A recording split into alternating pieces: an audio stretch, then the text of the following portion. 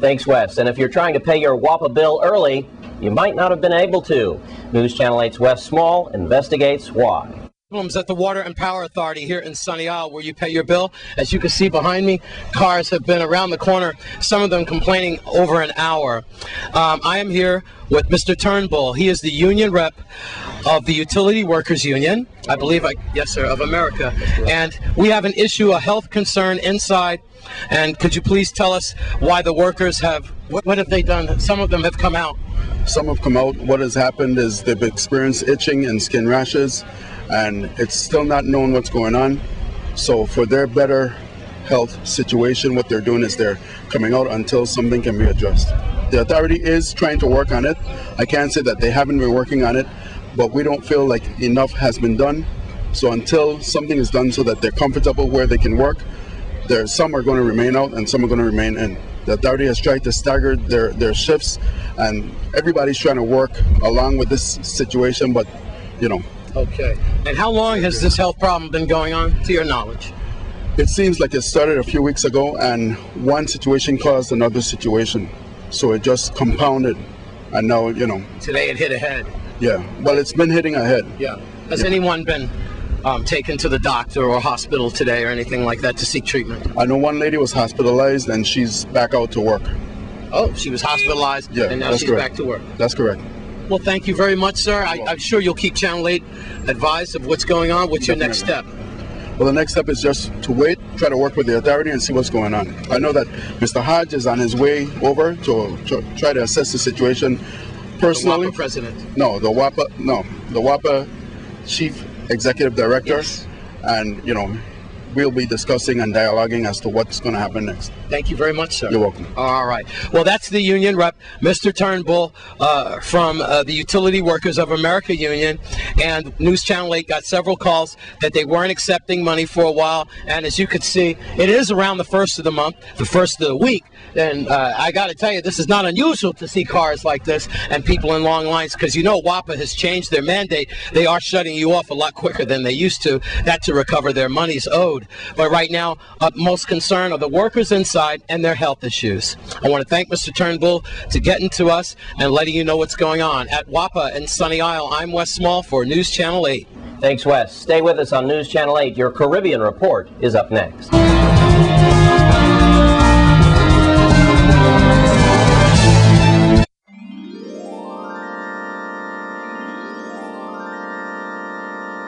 Welcome back, and now it's time for your Caribbean Report.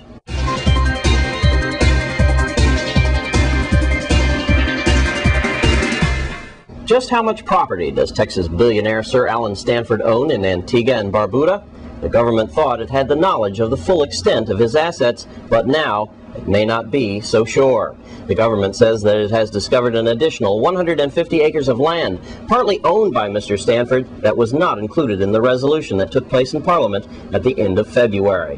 When Parliament approved the acquisitions of 250 acres of land owned by Mr. Stanford, the lands comprising of 2 offshore islands were not part of the package. In Tobago, heavy downpours early Monday morning hindered Juvia's celebration in Scarborough and other parts of Tobago. There was a noticeable low turnout of spectators in the capital, and even the participants in the band seemed to have been affected. However, some revelers defied nature showers and gyrated along the streets of Scarborough, much to the delight of the scattered onlookers. And finally, in Cuba, President Raul Castro has placed his mark on the Cuban government with a major cabinet reshuffling. The changes include the removal of 2 of the country's most prominent politicians. State Television and Cabinet Secretary Carlos Lagui and former Minister Felipe Perez Raul are among the 2 officials who were stepped down. It said that the move was in line with the president's plan to improve efficiency. It has a big reshuffle since Mr. Castro took over as president from the ailing older brother, Fidel, last year.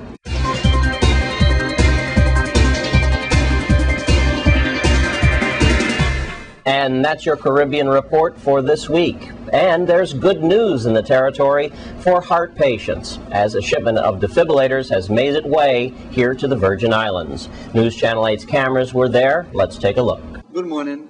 St. Croix Administrator Pedro Pete Encarnacion, and I'm here with Ms. Cher Will of the St. Croix Foundation. where several weeks ago, under the St. Croix Foundation, they donated what is known as automated external defibrillators to the Virgin Islands Fire Service. And this is equipment that assists with cardiac arrest as well as breathing and the likes. And also, it was so successful when this was exhibited to the Virgin Islands Fire Service that Ms. Scheer indicated that she wants to continue this movement in assisting other departments. The Office of the Governor made contact with our Virgin Islands Police Department, as well as our Housing, Parks, and Recreation Department. And once that information was informed, both departments came full force in request of the support, as well as the knowledge and teaching of this equipment. And with me, I have Deputy Chief Raphael Bramble from the Virgin Islands Police Department, as well as Assistant Commissioner Dawson James from Housing, Parks, and Recreation, that will officially be the receivers of these equipments from Ms. Scheer Wills of the St. Croix Foundation. Save a life of one of our St. Croix residents. This little machine, the pads were put on him. He received one shock and returned to life. They're miracles. They're used when someone is in sudden cardiac arrest. It's not for someone that has a heart attack. The difference being, the heart attack is explained as being a plumbing problem when you get a clog, and the sudden cardiac arrest is an electrical problem when your heart goes into what they call ventricular fibrillation, when it just starts like this, and it's not pumping blood. The thing that goes with the AED is CPR training. We've had all of our St. Croix firemen trained in AED, CPR, and first aid. It was done by St. Croix Rescue. They've just been phenomenal. The defibrillator comes with a CPR kit. I always keep extra aspirin in mind because aspirin's good for a heart attack. Chew it up, it'll help you. What I want to do is to get St. Croix to be the island with a heart. And the way I want to do it is to get defibrillators out to parks, to schools, to the police, where we can get some help. And we need immediate response. You have 10 minutes from collapse to death. This was done for me quickly by Dr. Kendall Griffith, and he said, here's 100% survival, and here's 10 minutes, 0%. Well, thank you very much, Administrator Kanasong and Ms. Scheer Wills. Good to see you again. And personally, I think this is a very good opportunity for us to have these equipments, especially at our facilities. In Housing, Parks, Recreation, we not only have ballparks and playgrounds, we have beaches also.